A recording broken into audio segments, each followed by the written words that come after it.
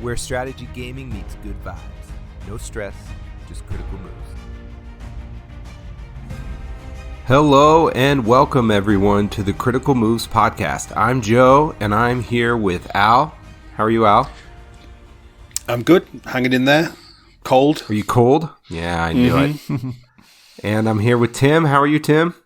Hey, quite alright. And yourself? I'm doing okay. It is terrible here. It is about 20 degrees in freedom units. And I don't know what it is for you all, but it's brutal. Windy, too. It's not good. It's not No. good. Winter has come. Winter has come. Great show, by the way. Okay, so we are here to talk about one of my most played games, Stellaris by Paradox. What do you guys think of Stellaris? How much have you played? You don't have to give us a full number, but a lot or a little. I have played on Steam somewhere in the region of 6,000 hours. I said don't say the number. So, yeah, it's. I will add a little caveat to that. A couple of years ago, when I was super into playing Stellaris a lot, I've always played modded Stellaris, and one thing I like to do was use there's like a 1,000 systems limit on the extra large game, where there's mods that increase that to 2,000, 3,000, 4,000. And I went through a phase where I would be playing a 4,000 or 5,000 system galaxy with as many AI empires as I possibly could. And the amount of time it took to load that game meant that with complete disregard for Mother Nature and being energy efficient, I would leave the game running and go to bed, go to work, have tea, sort the kids out, and then come back to it. So maybe half of those hours are where the game's just been running when I've not been playing, but my Steam stats says somewhere in the region of 6,000, which is, even half of that is a ridiculous amount of time playing the game. And I'm still not very good, and I still haven't explored everything that you can. But it is one of my most played games. It's not my most played, but it's it's up there. It's close. It's one of mine too. I do a similar deal where I'll play until I have to leave, and then I'll just shut my shut my laptop, or I'll go do something and come back, and it'll still be minimized, and it'll go days minimized, and I won't even realize it. And so I understand. My number's probably super inflated too. Mine's much less than yours. I'm under 1,000, but over 100, I will just say. And I'm happy about that. Yeah, I haven't played as much. I mean, I've played a decent amount. I started over quite a few times, but yeah, I guess the reason why I haven't played the game as much as you have will probably become quite clear over the duration of this episode. I'm excited for that. Okay, so since you've got so much time in the game, Al, do you think you can give us a quick overview of what Stellaris is then? Well, if you are a strategy gamer, I'm fairly certain you would have heard of Stellaris. But for those who haven't, the tiny minority, it is a grand strategy 4X title where you start as a species or an empire that you can create. And you can play the game however you choose. We've talked about whether you can, have you ever completed Stellaris? Well, I don't think it's a sort of game that you can complete. It's a sandbox experience. It's a role play experience. It's a emerging story experience. It's for the player to play as they see fit. It's, for me, one of, if not Paradox's best. I'm sure Tim will disagree. But I've always been a science fiction nut. I've always loved all that, and it just it's a bit of a map painter, I suppose, to some degree, but it just scratches an itch with me, and I think it's an excellent game. It's not perfect, but it's excellent. I remember when it came out, I remember thinking to myself, they're doing a grand strategy in space. My mind is blown. I cannot wait. And for the first 30 minutes I played it, I remember the most fun 30 minutes I ever had. And then there was like kind of nothing else to do for a little while when it first came out. Do you remember when it first came out? It wasn't near as good as it is now. No, it wasn't. I mean, that was, if I remember, it was May 2016 was the... You're a fan, huh? And May 2016, and I think when I first played it, I had come off the back of playing a lot of RTS games, so it was completely different for me and actually quite complex based upon my previous. I'm sure there's more complex games out there, but based upon what I'd been playing in the past, it was super complex. And I'm fairly certain I played it and went, I don't like this, and went away and came back years later. And I think when I came back to it, I dropped a ton of money on the DLCs for it, which for me has been a huge part of Stellaris, the amount of DLCs and the expansions to the mechanics and to the gameplay which has come from them. And then once I was hooked. And I have a bit of an addictive personality, so once I get my claws into something, it takes something significant to get me out of it. I'm the same sort of way. Once I played it and I wouldn't say I bounced off, but I haven't finished a game, so I did not finish a game that time either. But I just eventually I got kind of tired of it, and I think I did go away for like a year. And whatever it was, their first big redesign. I don't remember what their first big DLC was, but the first big DLC is when I came back and had a lot more fun. The first one was Utopia in 2017. It was that one. But it'd be interesting to go back and turn off all the DLCs, all the story packs. I have them all, other than I think I'm missing the most recent three, Machine Age, Cosmic Storms, and Grand Archive. I'm missing those three because I've only just come back to the game. But if I'd be interested to see what it's like to go and play vanilla Stellaris, switch off all the DLCs and try it. And I think it would be something which would be very, very boring. Mm-hmm. I completely agree. I actually thought about the same thing. I almost did it because you just have to opt into the old game. But yeah, I was just like, why would I bore myself like that?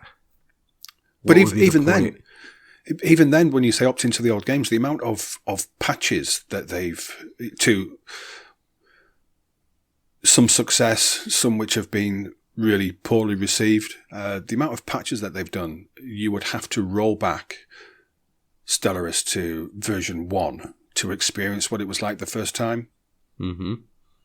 It's not something I'm willing to do because I don't think I would last very long at all. I've always played it modded, and I think that there's 30,000 mods on the Steam Workshop for Stellaris, and it's. I think we've talked in the past about where game designers rely on mods for their games to be good. And I'm sure in one of the previous episodes I criticised game designers for relying upon community content to make their games great games. Maybe this is one of those occasions where without modded Stellaris, it would just be quite average. Yeah, I agree. I've got 52 mods active that I use. Mm-hmm. And what like? Talk me through your. I feel like you're asking me a super personal question, but I'm happy to show me yours and I'll show you mine. Yeah. Okay, I've got more events mod, obviously. Amazing space battles, archetypal human empires, archetypal space empires, archetypal fantasy empires, archetypal gestalt empires, archetypal extra empires, Star Wars weapons, Star Wars Mandalorian ships, Star Wars Empire ships, bunch of Star Wars ship ones.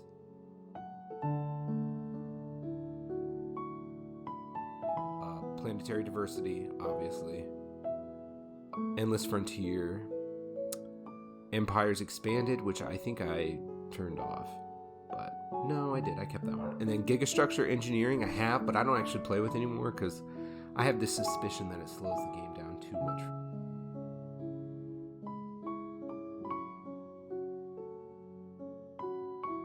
Yeah, I got a couple more planetary diversities. UI overhaul dynamic because the UI without it is terrible. Same thing with full tiny outliner.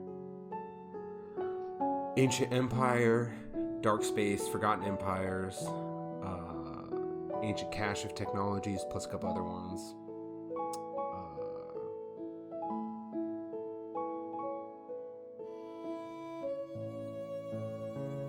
Yeah, I got a ton. 52 of them. I could keep going. And I even got really excited about some of the total conversion mods, like the Star Wars Total Conversion and the Star Trek.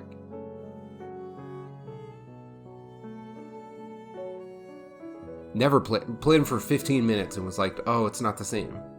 Turns out I don't want an on-rails story. I want to be humans trying to make it in space. Didn't they release what was it called? Star Trek Beyond or something? I can't remember the name of it, but did they not release a Star Trek 4X title? And the main criticism was, it was like, this is just a Stellaris mod. Don't buy this. Just get the Star Trek mod for Stellaris because it's actually better than the full game that came out. That sounds right. I was excited about it for a minute, and then the reviews came out, and I think I remember reading the reviews and seeing they were kind of lukewarm and just decided to spend my money elsewhere. Mm-hmm. I don't blame them for trying, though. We ask developers to do that all the time. Hey, just give us a Game of Thrones. Just give us one, and we'll buy it. And then, Paradox tried it, and we were like, oh, actually, never mind. Yeah, that's consumerism, isn't it? That's just the way that people are. I find the same with what we're talking about there is a game adaptation of a TV series, and it's the same where you get movie adaptations of books. It's like, well, it hasn't matched what I wanted, so we rag on it, and Anyway, we're straying. Let's talk positives. What positives do you have? Tim, I want to start with Tim. What positives do you have for Stellaris, Tim? And you've got all night, so take your time. Oh, wow. Thank you. All right, I will. No, I mean... Give us the full list. Don't trim it. The full list. The full list. No, for sure. I actually, just like you guys, was super excited when it came out. I was a big Paradox player before, and I'm a big sci-fi fan. And so when it came out, I was really excited for it. And I think the setting is really cool. I mean, playing as humans, playing as aliens, the what ifs, the sandboxing, the story making of your own faction in space. I think it's immensely powerful. And man, I wish I could play all sorts of games in that setting all the time, and unfortunately there's a limited amount of games in that manner.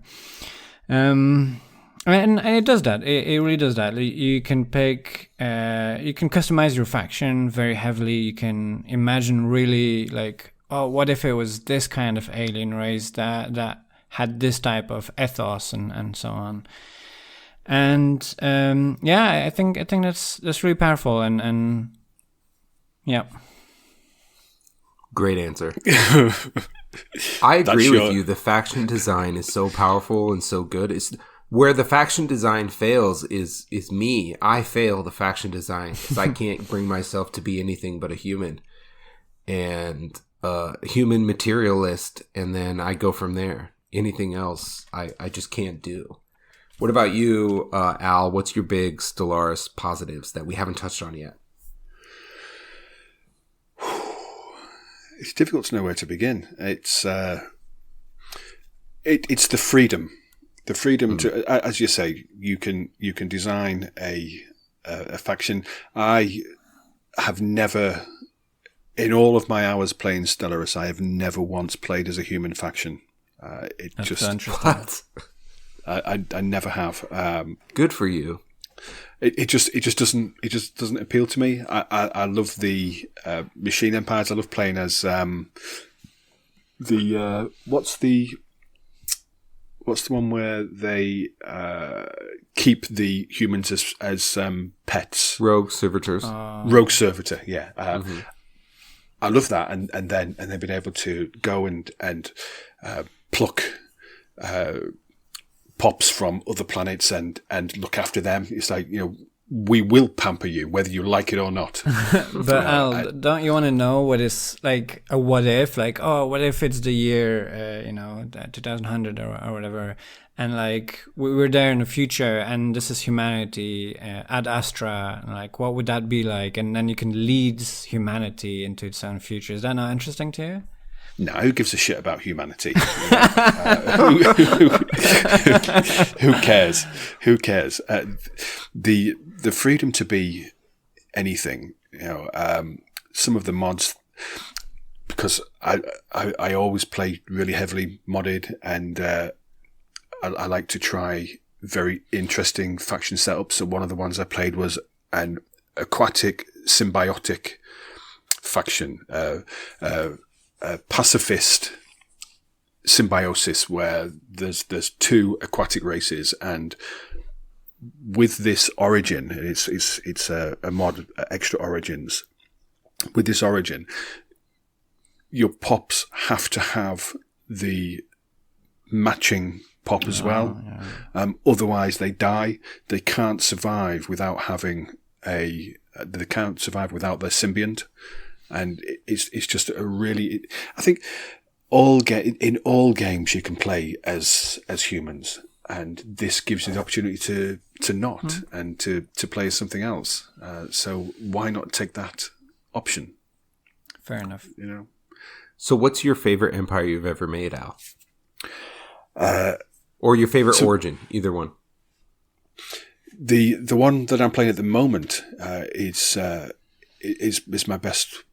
It's the one I've had most fun with, and it is a egalitarian materialist technocracy called do you know Ian Banks? It's called the Zetetic Elench, which is a faction from the Culture series, and I try to name my factions from science fiction that I'm aware of. So I have from his first book was Consider Phoebus, and great author, by the way. Incredible! My absolute favourite. And one of the things that featured in Consider Phoebus was would it be the Drazon or the Drazon, which is the elder species that guards the planet of the dead. And I have a faction called the Drazon. I have a faction called the Zetetic Elench. I try and pick up on things which I think are really, really cool as names for my faction or factions. By the way, if anyone wants to read a book where the character is in the Stellaris universe and is playing a game of Stellaris in that universe, Player of Games by Ian Banks. It's a really good one. Incredible book. That sounds great. Have you read it, Joe? I haven't, but it reminds me of an episode of Stargate Atlantis, where two characters end up in control of warring factions on a world, and they think they're playing a game, but it turns out they're controlling real people on a different world. Mm-hmm. I don't know, same sort of deal. Yeah. Yeah, interesting thought.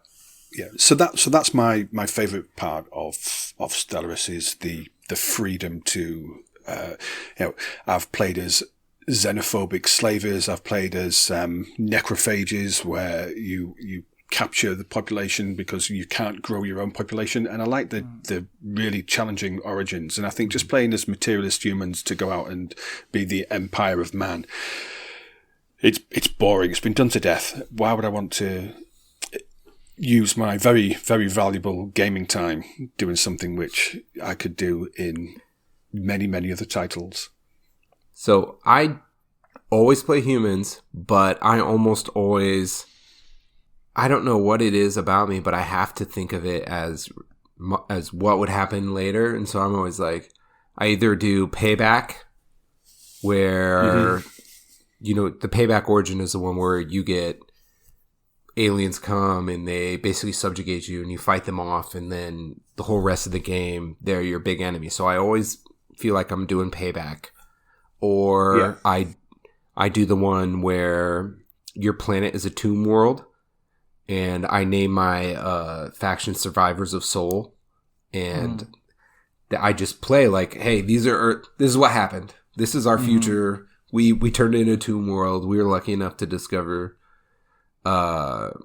space travel, and so we're gonna survive from that. Or I do Broken Shackles. One time, sometimes Imperial Fiefdom, but that one's almost too easy. Or then I have tried Necrophage for the first time. I just tried Necrophages, and I thought that was fun, but so powerful. I felt like I got so powerful so fast, it almost took the fun out. Well, I think you can cheese it, can't you? And that's the risk. So there's certain options you can choose for your species. So, for example, for your lesser faction, for the Necrophage, you choose the ones which make leaders, or which would not be good for leaders, because they'll never be leaders. So they're almost like free points.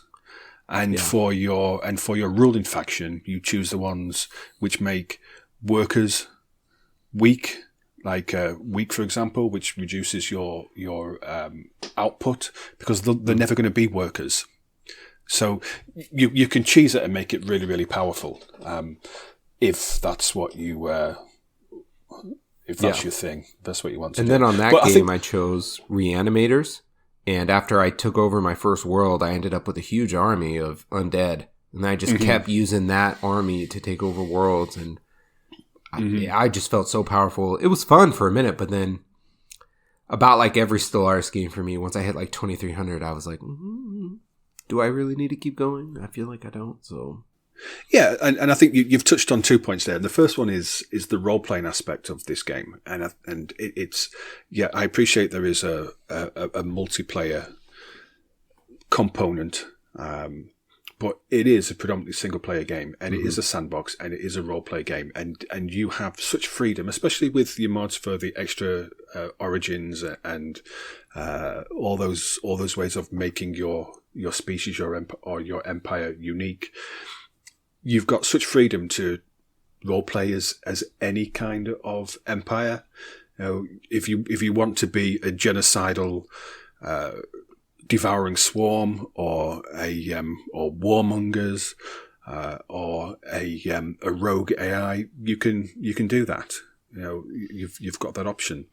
And the other thing you mentioned there is you get to around the year 2300, and this is a major complaint that people have about Stellaris is the mid-game lull.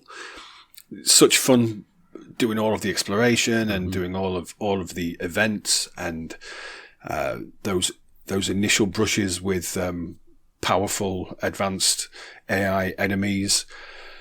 The diplomacy side of thing, which is another weakness we can discuss in a little bit. But I think once you get over that initial bit and you set the borders of your empire and you've secured your little part of the galaxy, it drops off. It drops off. If you're not expanding and discovering anomalies and special projects and archaeology sites, it drops off and it doesn't pick up again until you get into the end game with the end game crisis, or I don't know whether is it part of Ancient Cache of Technologies, the war in heaven, where you can have the fallen empires facing off each other and you get dragged into those wars. That's when the game picks up again.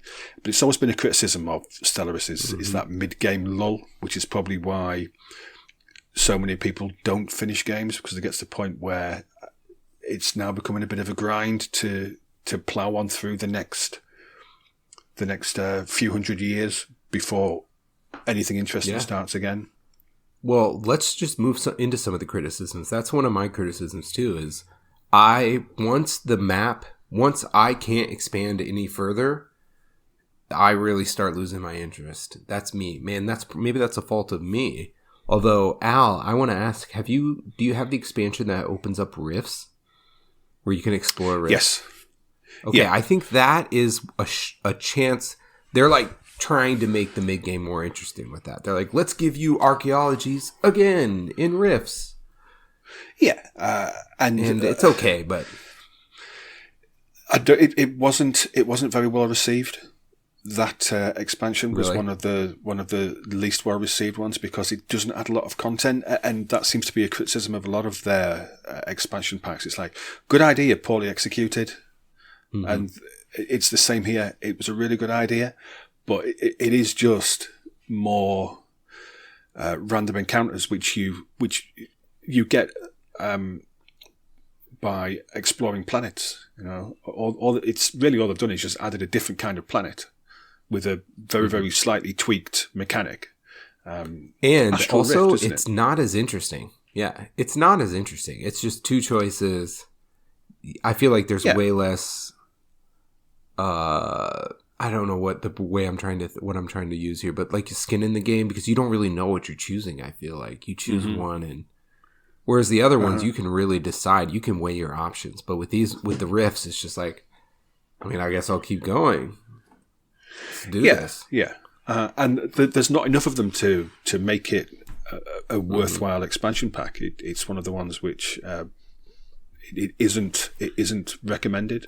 It's not a highly recommended. Certainly not essential.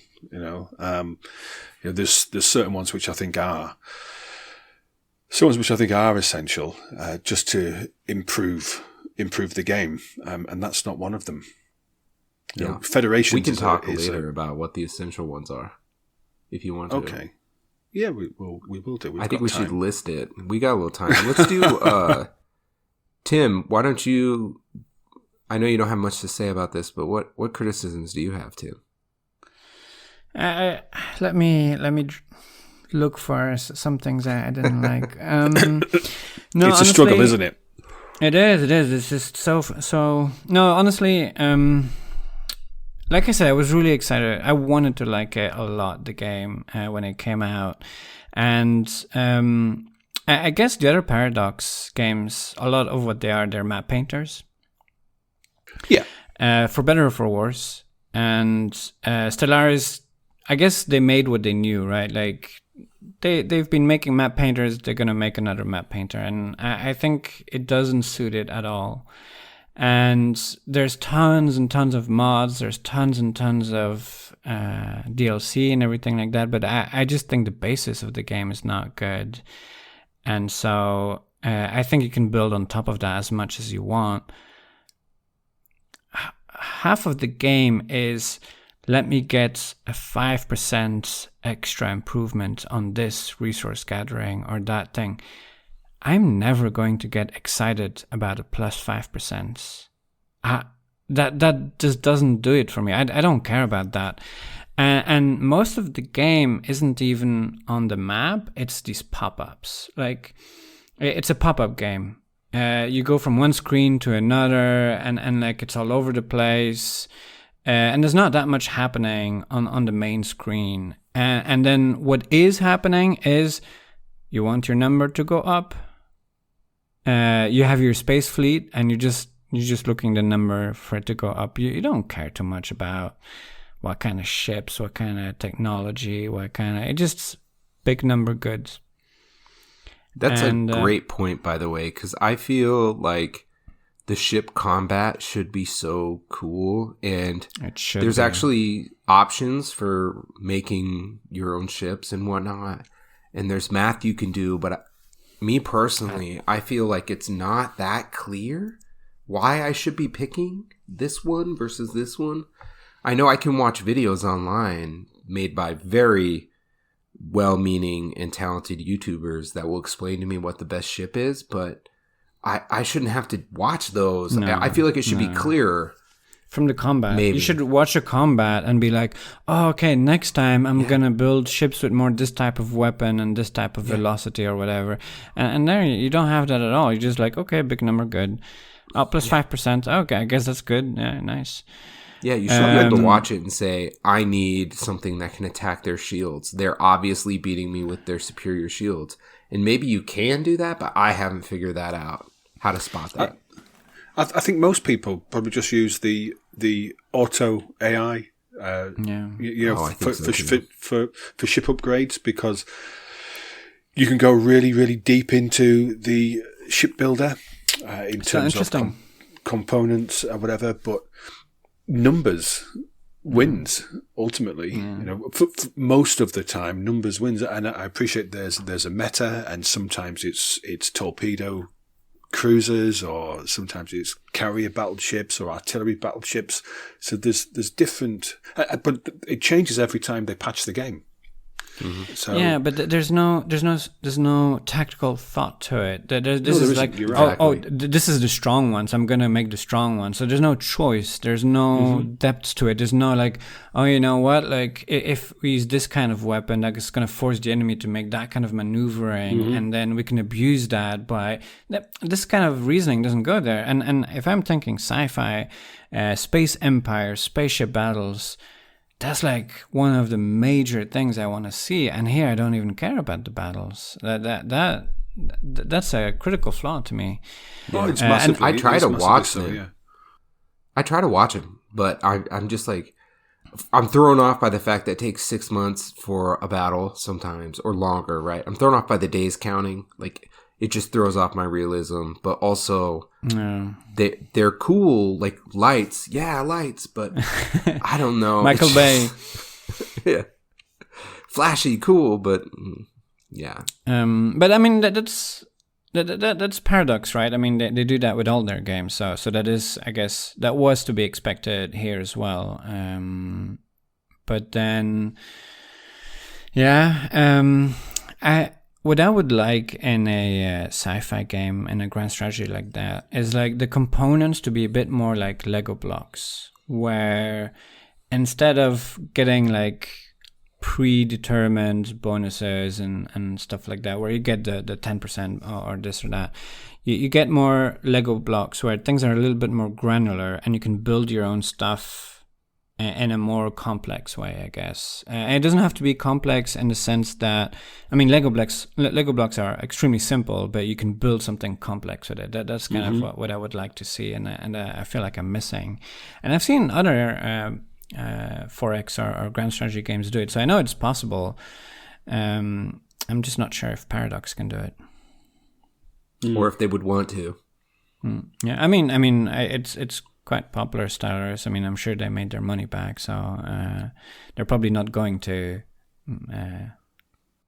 My criticisms are around diplomacy, because I think it is such a huge part of the game, or could be such a huge part of the game, but it's paper thin.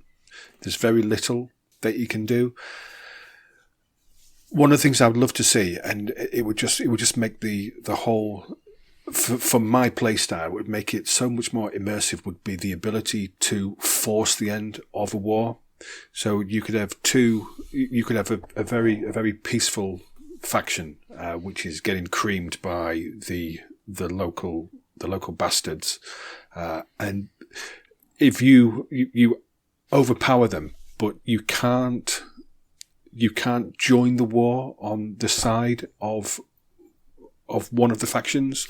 You should be able to do that. You should be able to say to someone who's getting beat in a war, we will come on and help you repel your aggressor, and as a result, you will become my vassal, or as a result, you will give me this, or you should be able to say to the aggressor, you will stop your war now, or if you don't, we will come in and we will force a settlement.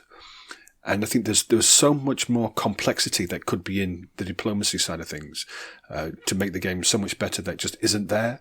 And another thing is around the spying. What's the word I'm looking for spying? Espionage. Espionage. Yeah. It's late. Again, great idea when they brought in whichever of the DLCs brought in espionage. Great idea to bring it in, but all I tend to use it possibly, but all I tend to use it for is just to find out more, just to reveal the map. Same. I don't even use it. And I don't think many people do, because it takes a lot of effort, not in terms of resources, but in terms of player time, for very, very little reward. You can sabotage a starbase, for example, but you're sabotaging one starbase which can be rebuilt. And it's another pop-up screen, right? And at some point you start juggling too many pop-up screens, and you don't want to. I'm gonna open yet another one and keep track of that, and keep opening it every so often and look back at it. There's not enough happening on the screen. So it's not happening on the screen. You have to open something, and that's a major flaw I see as well. Another one, trade. Why is trade not such a huge consideration? I mean, there's so little in terms of like, this empire has this valuable resource that I really need, and thus the relation that we have and this diplomacy as well is factored into this relation of like, one has the goods, the other one has the money, and we help each other with that. That's not really present, and I think in all of human history, trade has been such a major role in empire building and diplomacy and the kind of decisions humans make and so on. And so with that lacking, I think it misses a critical component as well. Yeah, it's too easy to get what you need.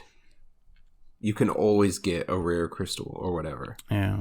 You can always find it. That's a great point. I was thinking about Al's point about how you should be able to interject in wars. This wouldn't be perfect, but if you guys have played Victoria 3, the way spears of influence work, where if you're trying to go fight this, let's say you want to take Java, the Netherlands they're gonna interject because you're going into their sphere of influence. Some riff off of that might be really interesting, where someone comes after that minor player and you're like, hey, I'm over here too. I'm getting involved because you're in my area. Yeah, and Victoria 3 does trade really well, because it's more of an economical game than anything else. And then you do have like, this nation has this unique resource that I cannot get my hands to anywhere else. I need to now engage in diplomacy and trade with that nation, and do it actively and consciously and with purpose.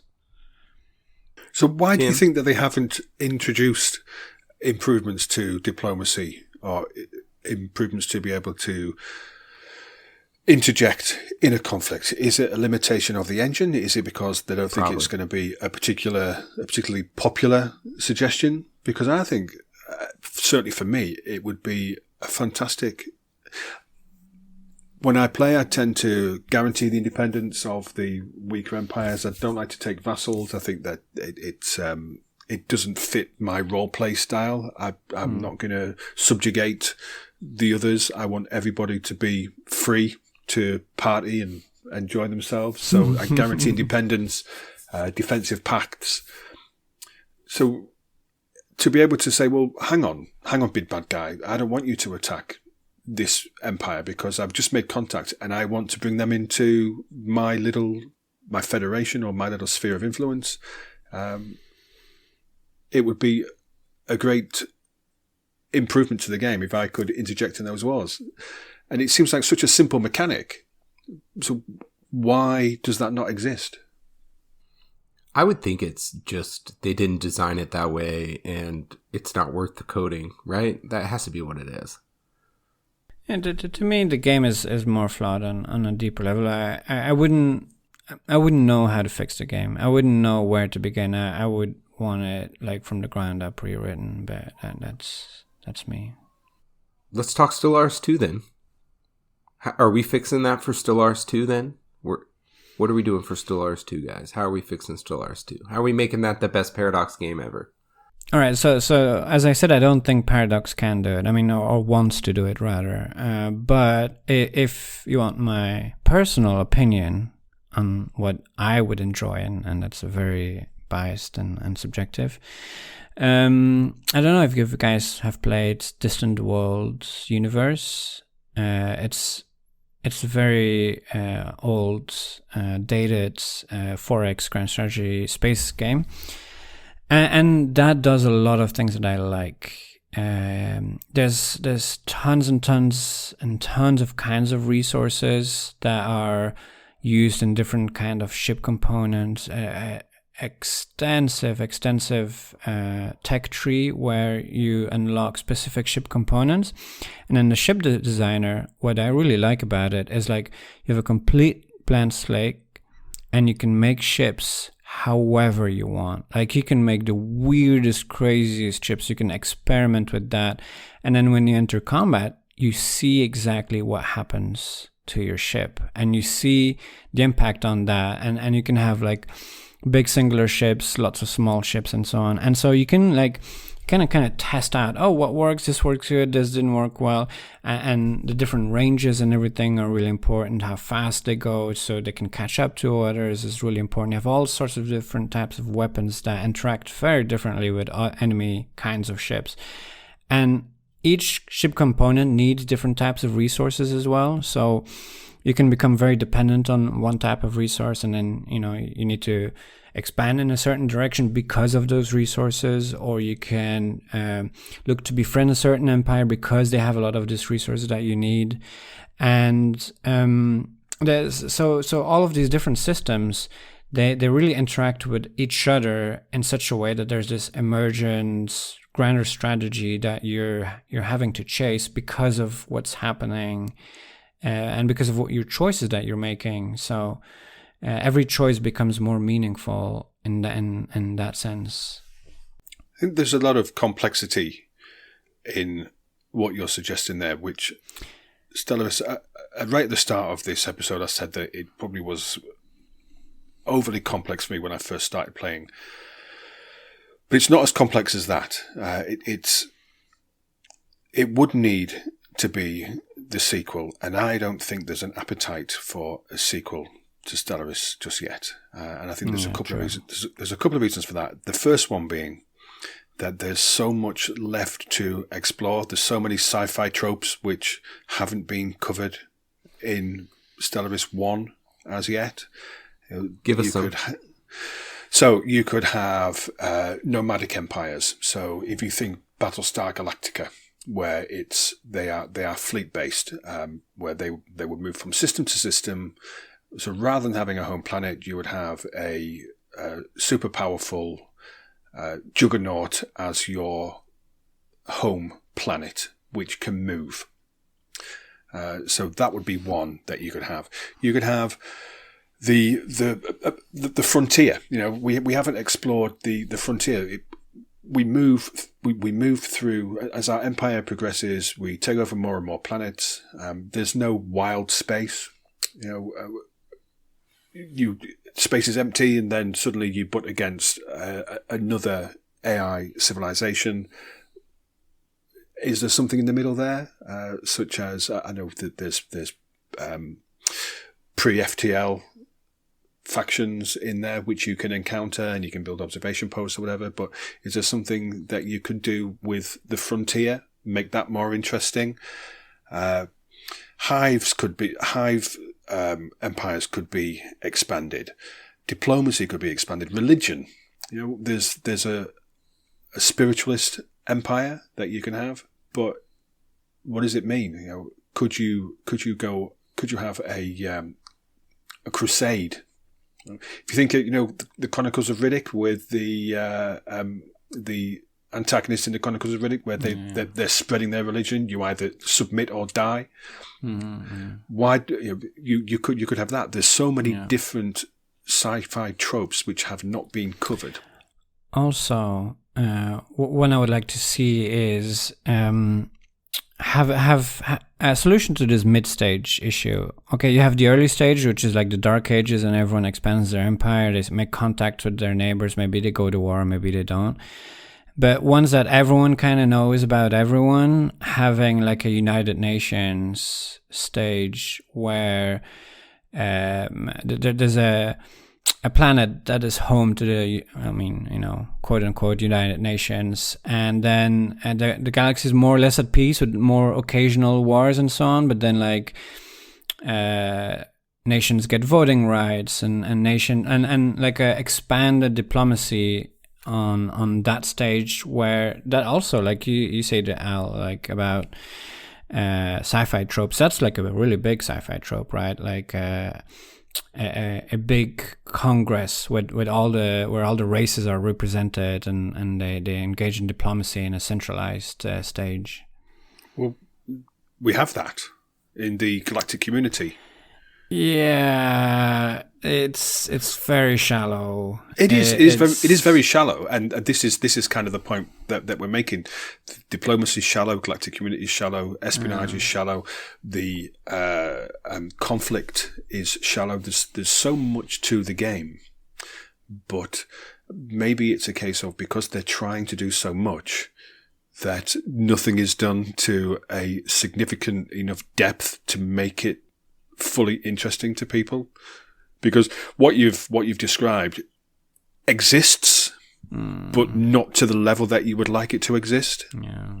And is that not the same as what we said about the ship combat? It exists, but not to the level that you want it to exist.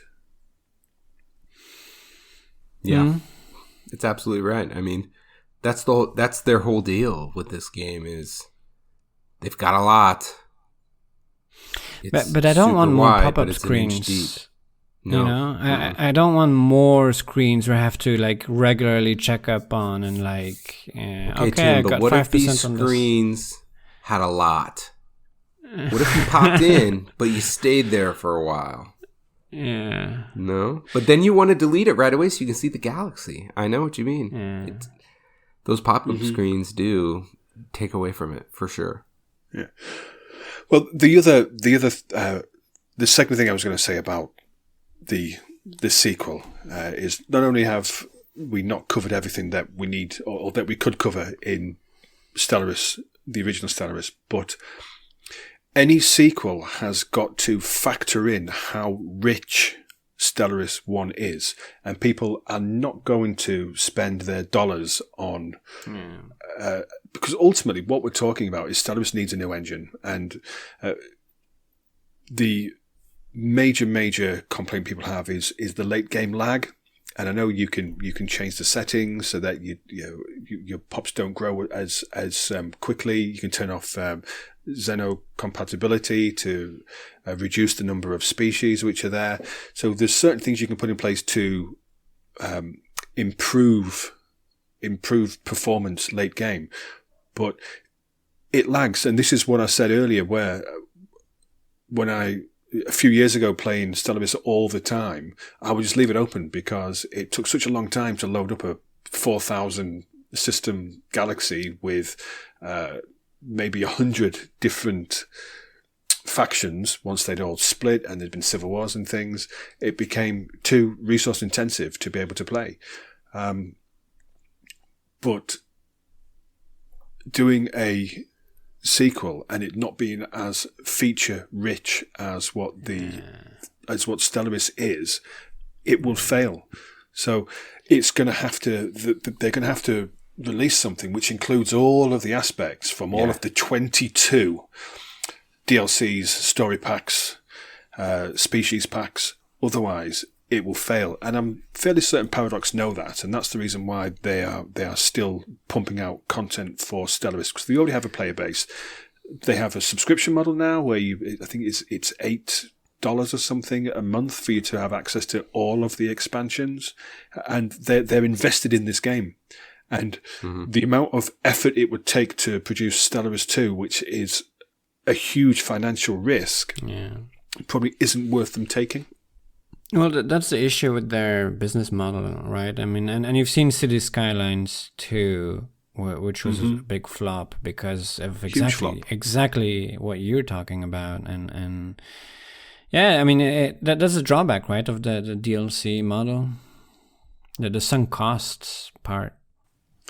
Are they almost victims of their own success? Because City Skylines is my other most played game on Steam, with a similar number of hours, and a lot of the time. I never considered going to 2. I'm not doing that. I'm not going to 2. I played it and I was like, this hasn't got anywhere near the amount of stuff that City Skylines 1 has got, and I turned it off.